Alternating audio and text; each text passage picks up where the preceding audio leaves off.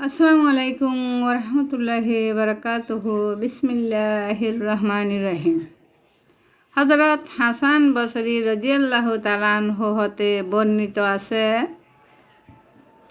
নামাজি ব্যক্তির জন্য আল্লাহ তাআলা কতগুলো খাস সম্মান নির্ধারিত করে রেখেছেন।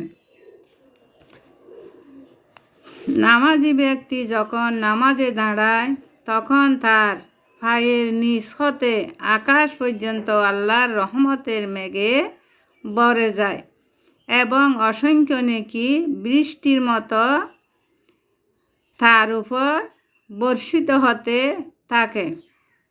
নামাজি ব্যক্তির চতুর্দিকে ফেরেশতাগণ একত্র হয়ে তাকে ঘিরে থাকে।